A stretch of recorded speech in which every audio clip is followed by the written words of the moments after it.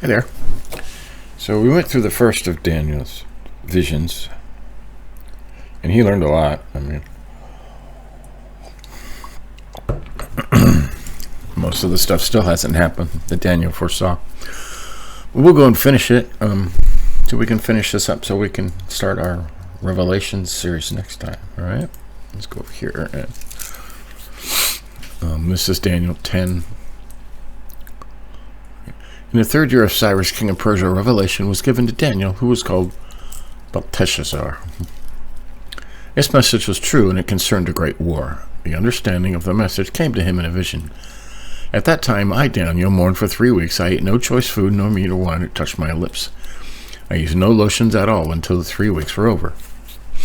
On the 24th day of the first moon night, as I was standing on the bank of the great river, the Tigris, I looked up. There before me was a man dressed in linen with a belt of fine gold from Uphaz around his waist.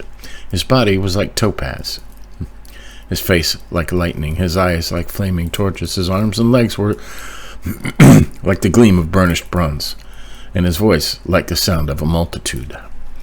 I, Daniel, was the only one who saw the vision. Those who were with me did not see it, but such terror overwhelmed them that they fled and hid themselves. So I was left alone, gazing at the great vision. I had no strength left. My face turned deathly pale, and I was helpless. Then I heard him speaking, and as I listened to him, I fell into a deep sleep, my face to the ground. A hand touched me and set me trembling on my hands and knees. He said, Daniel, you who are highly esteemed, consider carefully the words I am about to speak to you, and stand up, for I have now been sent to you. And when he said this to me, I stood up trembling. Then he continued, do not be afraid, Daniel, since the first day that you set your mind to gain understanding and to humble yourself before God, your words were heard, and I have come in response to them. But the prince of the Persian kingdom resisted me 21 days. Then Michael, one of the chief princes, came to help me, because I was detained there with the king of Persia. Now I have come to explain to you what will happen to your people in the future, for the vision concerns a time yet to come.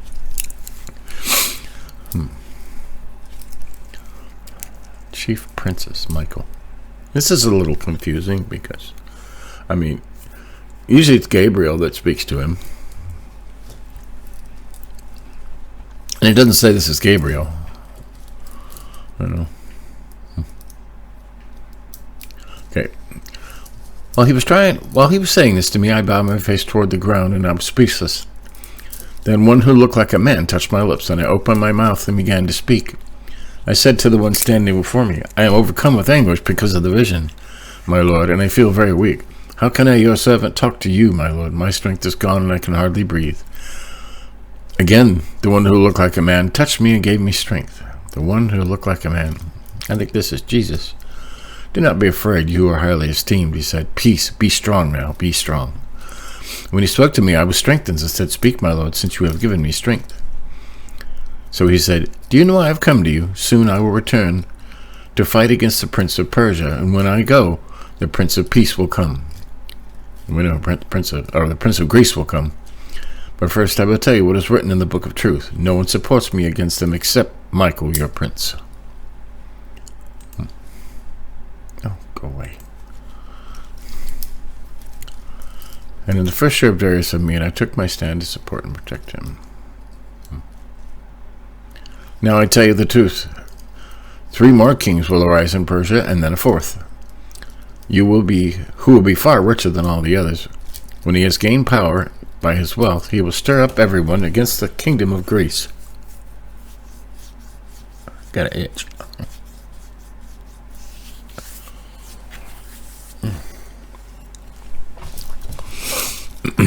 Then a mighty king will arise who will rule with great power and do as he pleases.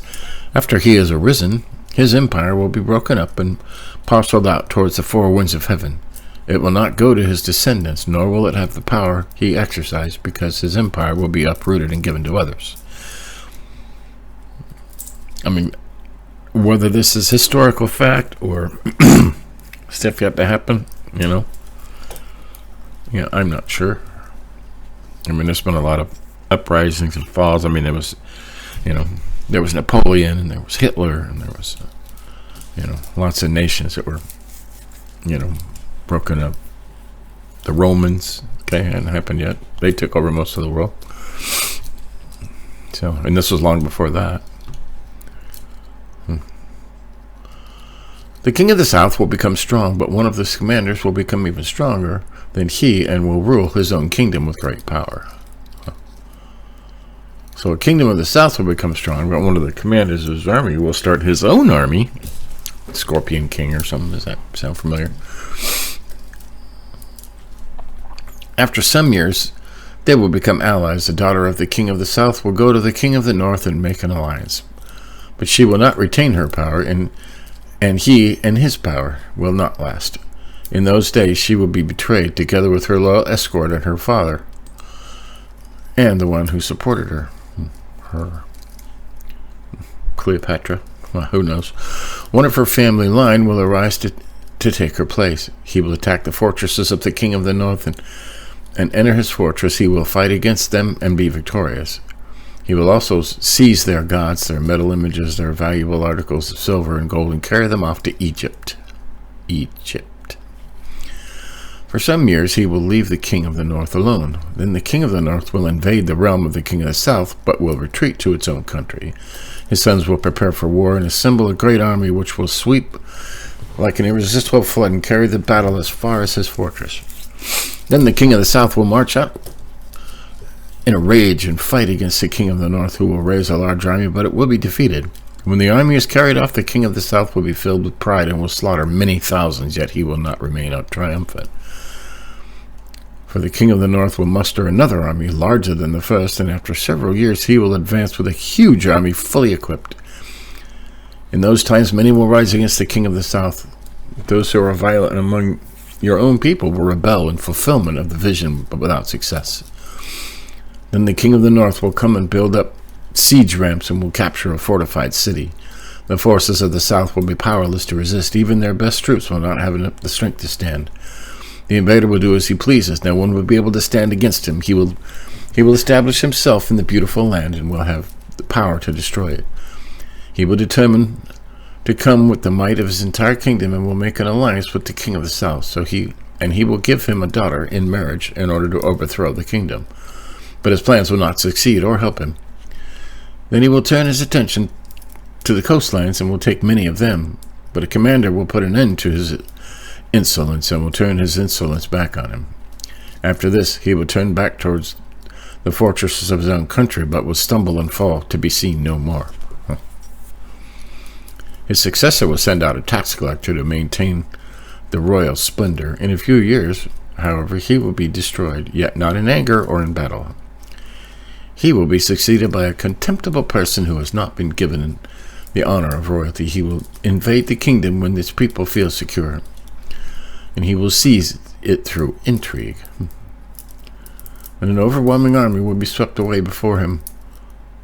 Both it and a prince of the covenant will be destroyed. After coming to an agreement with him, he will act deceitfully, and with only a few people rise to power. When the richest provinces feel secure, he will invade them and will achieve what neither his fathers nor his forefathers did. He will distribute plunder, loot, and wealth among his followers. He will plot the overthrow of a fortress, but only for a time. With a large army, he will stir up his strength and courage against the king of the south. The king of the south will wage war with a large and very powerful army, but he will not be able to stand because of the plots devised against him. Those who eat from the king's provisions will try to destroy him. His army will be swept away, and many will fall in battle. The two kings, with their hearts bent on evil, will sit at the same table and lie to each other, but to no avail, because an end will still come at the appointed time. The king of the north will return to his own country with great wealth, but his heart will be set against the holy covenant. He will take action against it, and then return to his own country. At the appointed time, he will invade the south again. But this time, the outcome will be different from what it was before. Ships of the western coastlands will oppose him, and he will lose heart. Then he will turn back and vent his fury against the holy covenant. He will return and show favor to those who forsake the holy covenant. His armed forces will rise up to desecrate the temple fortress and will abolish the daily sacrifice. They will They will set up the abomination that causes desolation. Yeah, this is the overwhelming theme. With flattery, he will corrupt those who have violated the covenant. But the people who know their God will firmly resist him. Yeah. With flattery, he'll corrupt those. Oh. Flattery, that means stroking someone's ego, paying them money. That happens a lot today.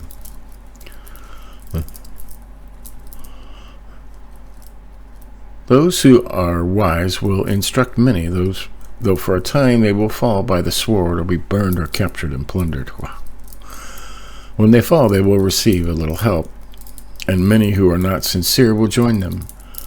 Some of the wise will stumble, so that many may be refined, purified, and made spotless until the time of the end, for it will still come at the appointed time. The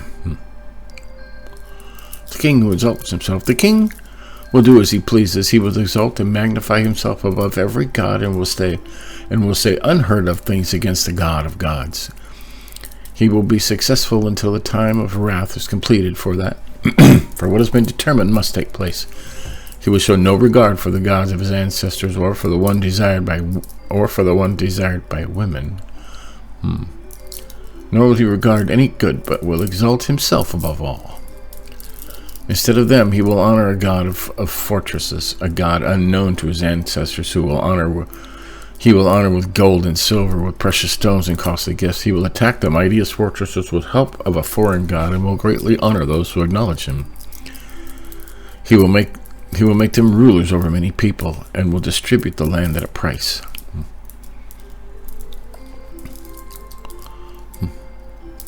At the time of the end, the king of the south will engage him in battle, and the king of the north will storm out against him.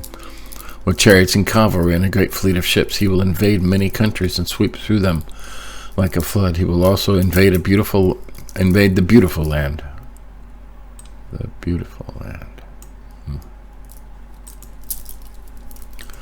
Many countries will fall, but Edom, Moab, and the leaders of Ammon will be delivered from his land. He will extend his power over many countries. Egypt will not escape.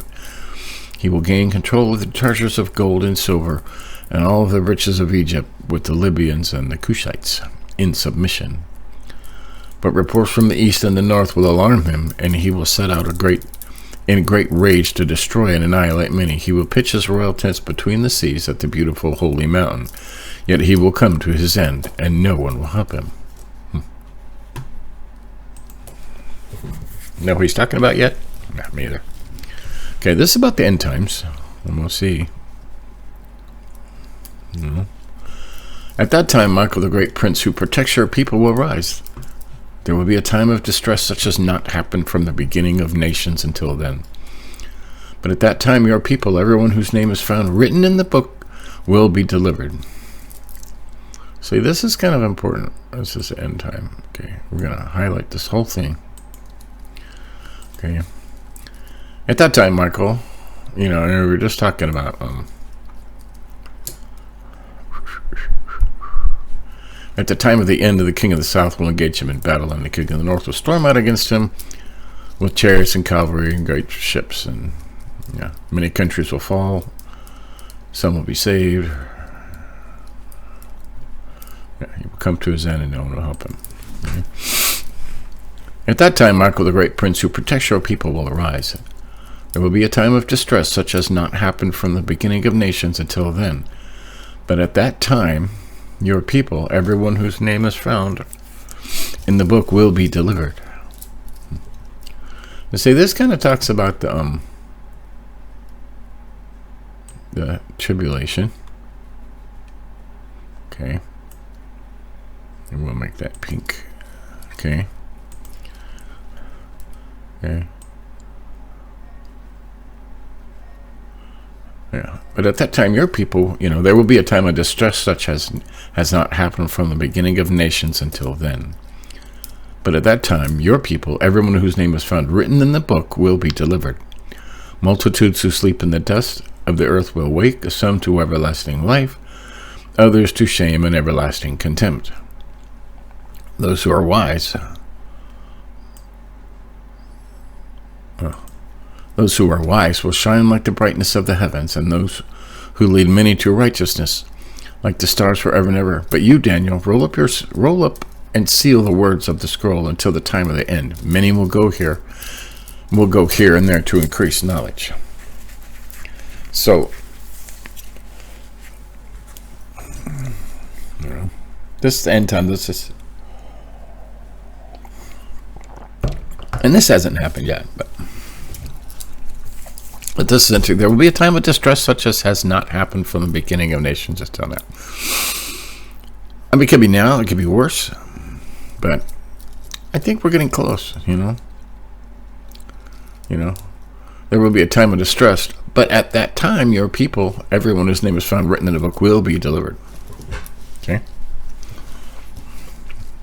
Then I, Daniel, looked, and there before me stood two others on this bank of the river, and one on this bank of the river, the other one on the opposite bank. One of them said to the man clothed in linen, who was above the waters of the river, "How long will it be before those astonishing things are fulfilled?" The man clothed in linen, who was above the waters of the river, lifted his right hand and his left hand towards heaven, and I heard him swear by him who was first, saying, "It will be for a time, times, and half a time." What does that mean? 1 year, 2 years, and half a year. So, or a year, 3.5 years, and that comes up a lot. And they think that means stop.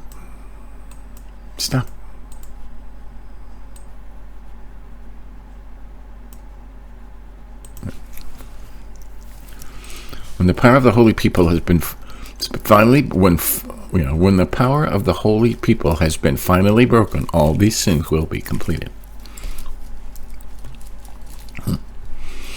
Yeah. The power of the holy people has been broken.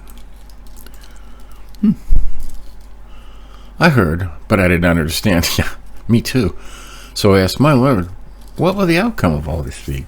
He replied, "Go your way, Daniel, because the words are rolled up and sealed until the time of the end. Many will be purified, made spotless and refined, but the wicked will continue to be wicked. None of the wicked will understand, but those who are wise will understand."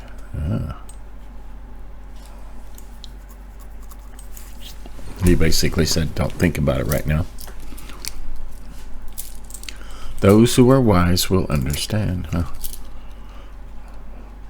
From the time that the daily sacrifice is abolished and the abomination that causes desolation is set up, there will be 1,290 days. Blessed is the one who waits for it and reaches the end of the 1,335 days. Okay. From the time the daily sacrifice is abolished and the abomination that causes desolation is set up. Okay. Have these things happened yet? I don't know. I honestly don't. As for you, go your way till the end. You will rest, and at the end of the days you will rise to receive your allotted inheritance. And he was talking to Daniel. I mean, maybe time. I press that right mouse button and it messes me up. Okay, let's just for kicks, let's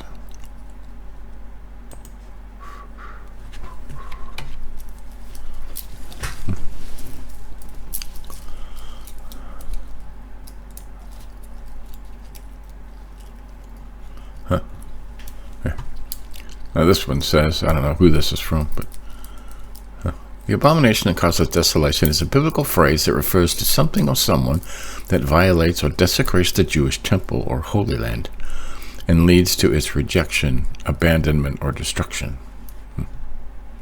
Historically, this phrase has been applied to the Greek and Roman armies that invaded Jerusalem and erected their pagan idols on the temple site.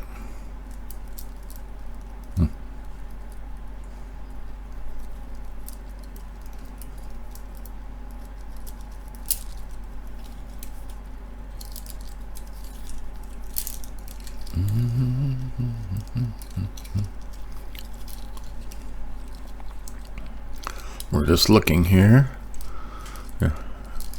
Based on Daniel 9:27, we see that the abomination of desolation refers to the one who destroys the temple and makes it desolate by corrupting its sanctity through abominable means.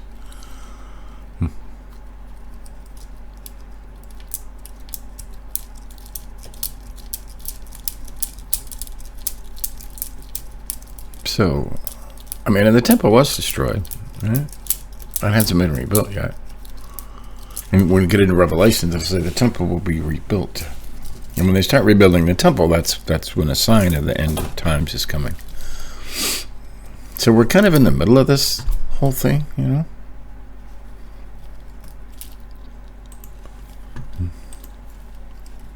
Yeah. From the time the day of sacrifice is abolished, and the abomination that causes desolation is set up, there will be 1,290 days. Blessed is the one who waits for it and reaches the end of the 13 and 35 days.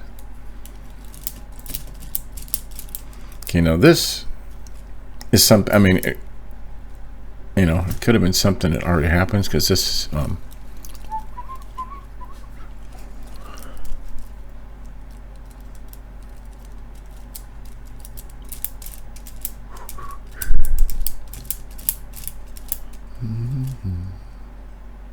let's look at this one. An abomination is something that causes disgust or hatred, and desolation is a state of complete emptiness and destruction. Jesus warned that something or someone that people detested would stand in the temple someday. When that horror occurred, residents of Judea should seek cover without delay. Other translations speak of the abomination that causes desolation, like NIV, the sacrilegious object that causes desecration, or the horrible thing. Jesus referenced Daniel in his words in the Olivet Discourse. The prophet Daniel mentioned the abomination of desolation in 3 places. 9:27, 11:31, and 12:11. That's where we've read those. The wording in the above translation indicates that the abomination of desolation is an object. In some other translation, the abomination appears to be a person. On the wing of abomination shall come one who makes desolate. I myself think it's a country or an army or a people, something. Could be like the, Muslims or, It says they will be set up, 1,290 days, which is like, 3.5 years. We can do that real quick.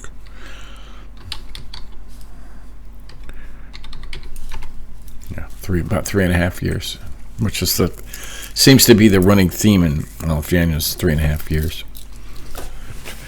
between when the daily sacrifice is abolished, and I'm not sure when that was. We could find that out, until the abomination of desolation was set up. Okay. And we can go. Where's the daily sacrifice abolished? Did I spell that wrong?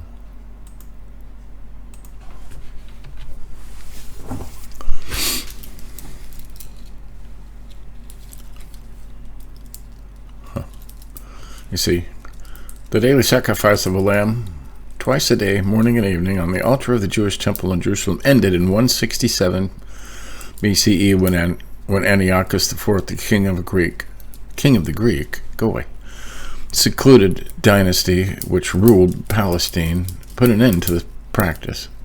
For the Jews who rejected Jesus as their Messiah, animal sacrifices done in obedience to the Old Testament covenant were stopped. In AD 70, at the time of the destruction of Jerusalem and the temple by the armies of Rome. See, there you go. So, it wasn't long after, Jesus rose that, they ended the sacrifice. And I bet you, if you wanted to do some further testament, the Old Testament covenant were stopped in AD 70 at the time of the destruction of the Jerusalem and the temple of the armies of Rome. Well, by the temple of the armies of Rome. So Rome did it, and I bet you it was 1,290 days after they ended it. I bet you. So, I mean, this stuff's already happened. You know, as you go, you will to the end. You will rest, and at the end of the days, you will rise to receive your allotted inheritance. So, some of this has happened. Some of it hasn't. He could be talking about the Roman Empire. You know, which lasted for a long time, and even in the end, they were.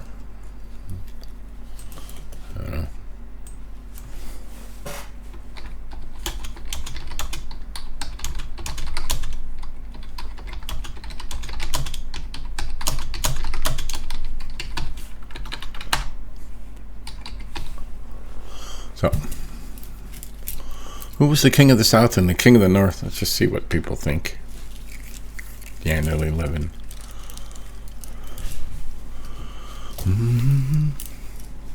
I'll tell you who it is. Who's the king of the north? The king of the north is the Greek king of Syria, of the secluded dynasty. Here's a prophecy of Daniel. The king of the south is the Greek king of Egypt, of the Ptolemaic dynasty. So they're talking about Syria and Egypt, which would be the Pharaoh.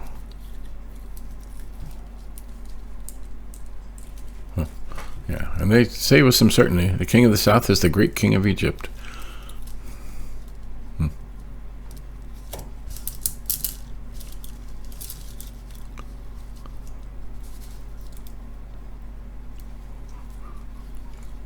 That's interesting. Egypt and Syria. Well, a lot's changed since then. But, yeah, I'll do some more looking, and we'll look into this a little more. Maybe one more time before we get into Revelation. But some of this has happened, and some of it obviously hasn't yet. I mean, it talks about Jesus, and sometimes it appears that Jesus talks to him directly. Because Jesus has always been there. It said he was with God in the beginning. In the beginning was Word, and Word was with God, and the Word was God. The Word was with God in the beginning.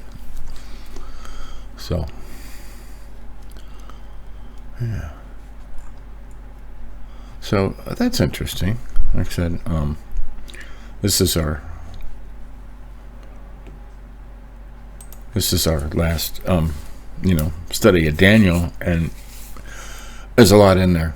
You might have to check out some reference manuals, and some of it seems to have already happened, some of it doesn't, but he does talk a lot about about the end times, and and this was Daniel was way back before.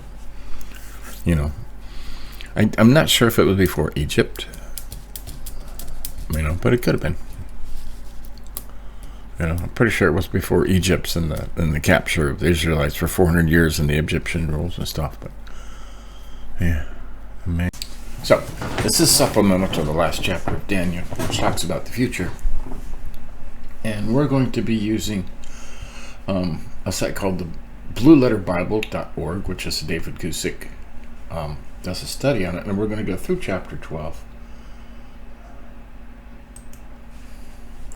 which is kind of interesting to see what he says about it. Let's see if I can make this bigger. Okay, I'll make it a little bigger. So, and he goes verse by verse, and we'll skip over some of this, but Daniel 12:1, a future time of trouble for Israel. And when it says, at that time Michael shall stand up, the great prince who stands watch over the sons of your people, and there shall be a time of trouble such as never was since there was a nation, even to that time. Yeah? At that time doesn't mean that it was described in Daniel 12:1. It happened immediately after the events in Daniel 11:36-45. It means that it happened in the same era. Michael shall stand up. The angel Michael is often associated with spiritual battle. And there's even in Revelation, which we're going to be studying, 7. Michael and his angels fought against the dragon. Since Michael is called the archangel, he is Satan's true opposite. Satan is not the opposite of Jesus. I never thought he was, but He is the opposite of Michael, the highest ranking angel. The great prince who stands watch over the sons of your people. And this is tearing each line apart in the verse, in the chapter. In addition to his role as spiritual warrior, Michael has a special job in protecting Israel. God appointed Michael as a spiritual guardian over Israel. This should be a time of trouble, such as never was since there was a nation even to that time. Now this is kind of important. The Jewish people have known many a time of trouble through their history, from the horrors of the fall of Samaria and Jerusalem to the terrors wrought by Antiochus Epiphanes, to the destruction of Jerusalem by the Romans, to the persecution from the church during the Dark Ages, to the pogroms of Europe in the 20th century Holocaust, which is in our time. That was Hitler. It often seems that Israel's history has been a time of trouble, yet this time of trouble will be different. This will be the worst time of trouble Israel has ever seen before. If you can imagine something worse than the Holocaust, you've got 6 million Jews. 6 million. I mean, it could be that, that could be a nuclear event that completely destroys Jerusalem. That certainly would be the worst time of trouble Israel's ever seen. Jesus quoted this passage in Matthew 24:21. For then there will be great tribulation, such as not been seen since the beginning of the world until this time, nor ever shall be. With great sadness we must say that the Bible teaches us the worst is yet to come for Israel and the Jewish people. Dude, the phrase establishes its connection with the final or great tribulation above mentioned, for there can be manifestly only one time of trouble, such as never was seen since the nation, even to that time. So this hasn't happened yet. In Revelation 12, which the whole thing is setting up, this Revelation 12, 13 to 17, tells us what makes the time so terrible. It describes the fury of the devil directed against the Jewish people during this time. The trumpet, seals, and bowls of Revelation all describe the horrific conditions of the world in general during this time. The Jewish people will be targets of the full fury of the devil and his Antichrist during this period. And we will live in a world that is in incredible upheaval because of the judgment of God.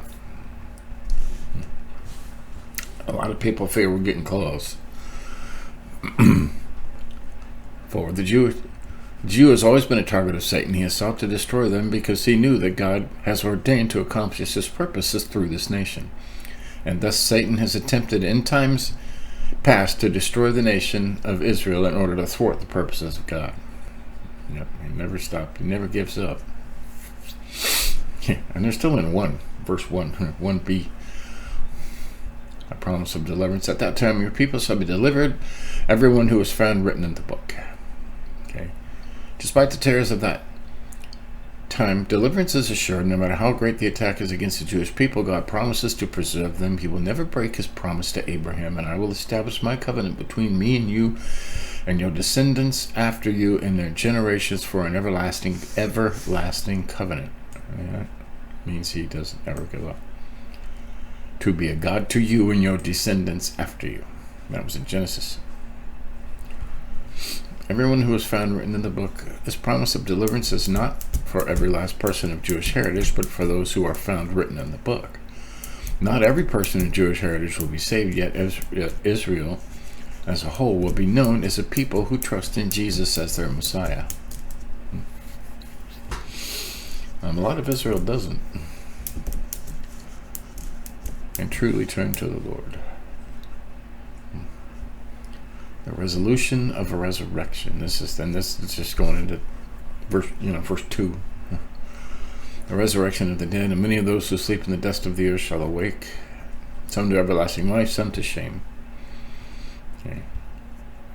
This is two different times. Revelation talks about this too. The Bible clearly teaches two resurrections, one for the saved, one for the damned. If we really believed every one of us would live forever, it would profoundly change our life. Yeah, you're right. Everlasting contempt. The terror of hell never ends. There is not a blissful annihilation after some period of punishment.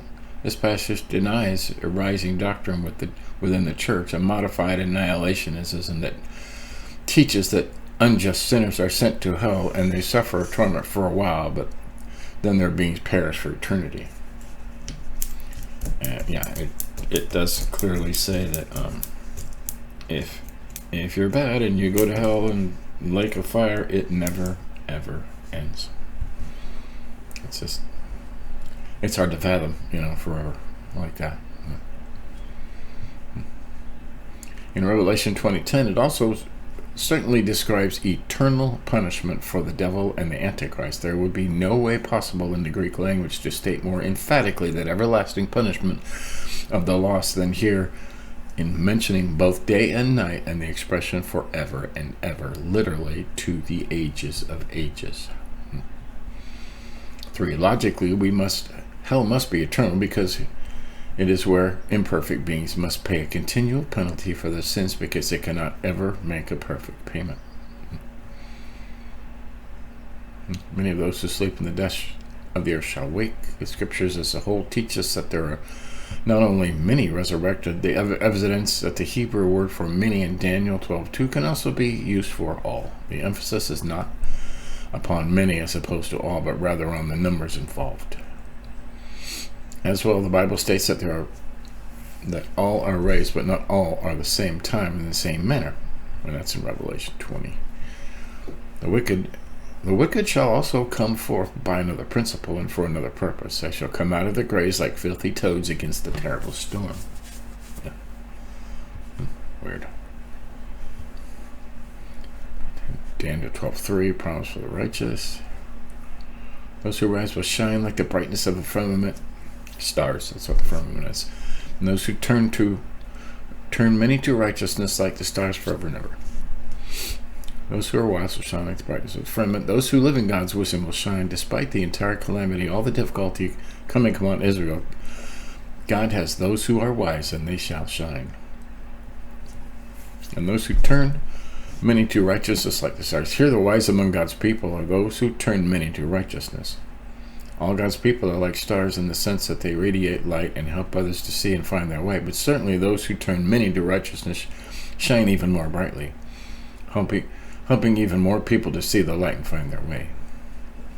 This promise applies to all the wise for those who turn many to righteousness through the ages, but it may have its most specific application to the 144,000 evangelists from Israel's tribes during the tribulation. That's in Revelation 7.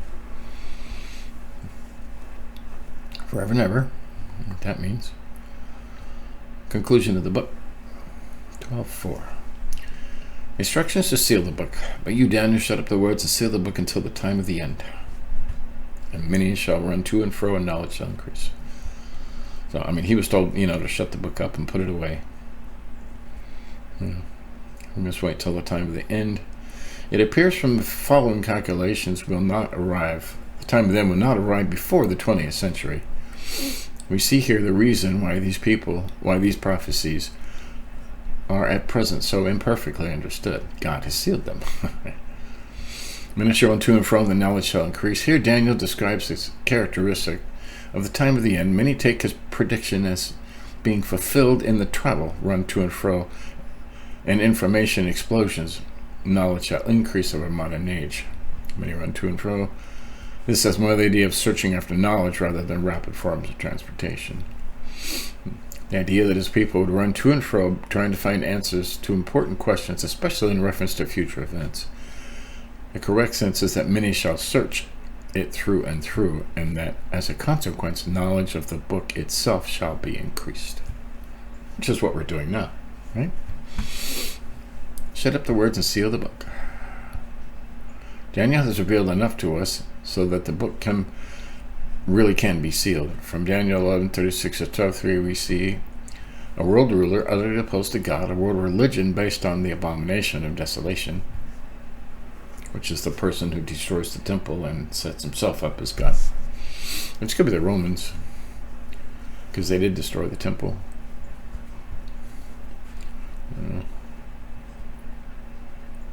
A world war which defeats the ruler.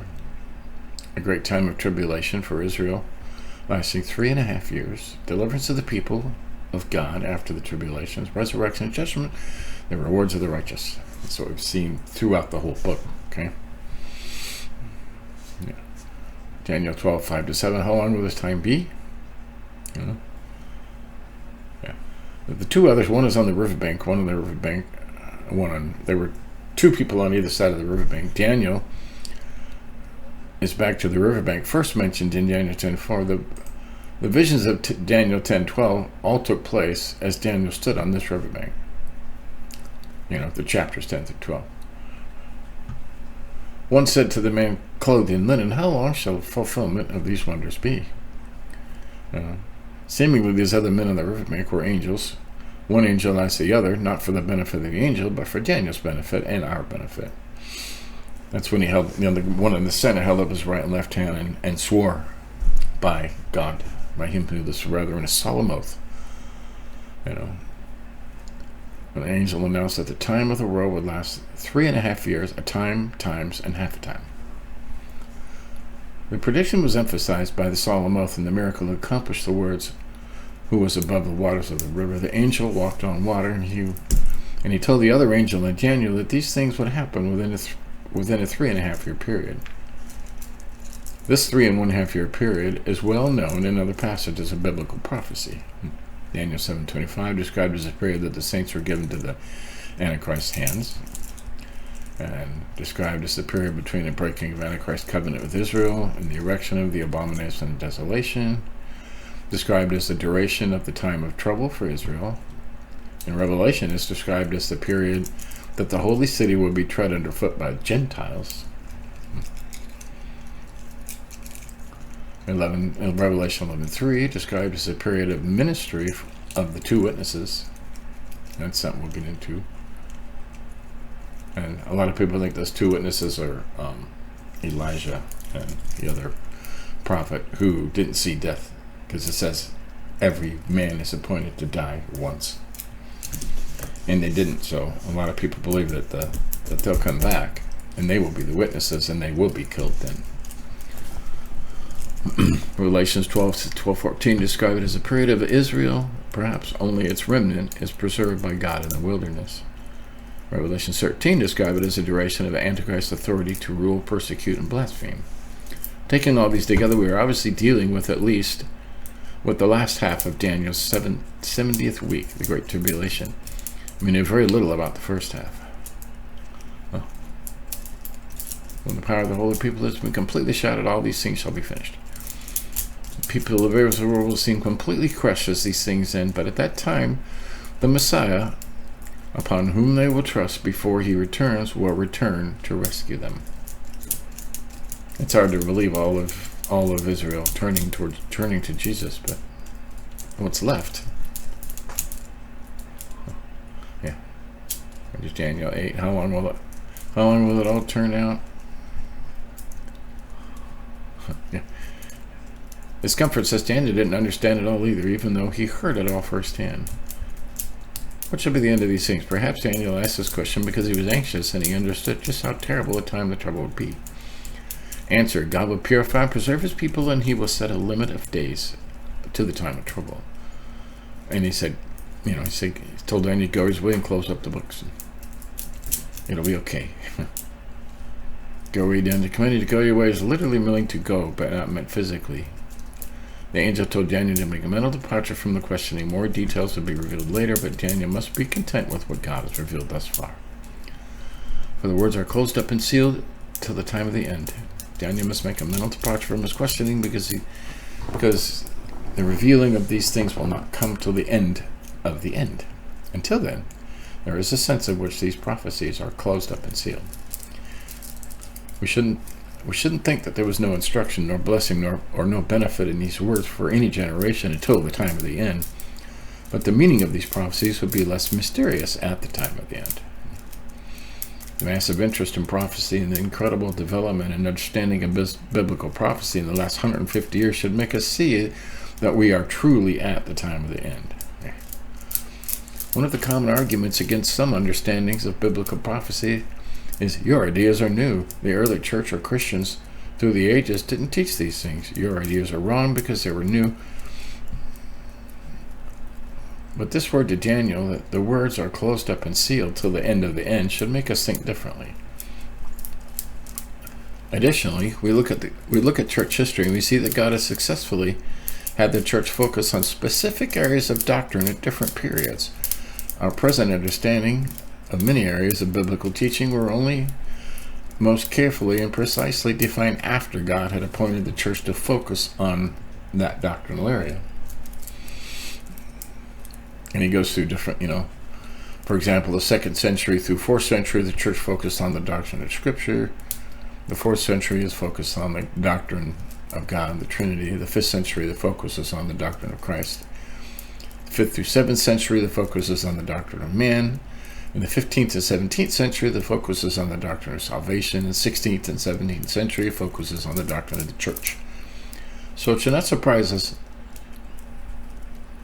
that it was not until the 19th and 20th centuries, the time of the end, that the focus would turn upon the doctrine of the last things and the return of Jesus, which is where we're at now.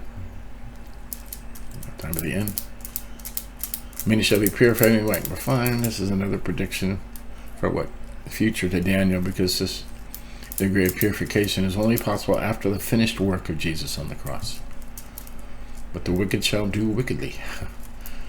Most specifically, we would say that this prediction has to do with the end times, when wickedness will abound more than ever, as in the Antichrist and his government, or the deep state. Right? But an innumerable multitude will also be saved, as seen in Revelation 7. And there is a great revival going on now. We take Sean Fute and several others that are just saving, hundreds of thousands of people.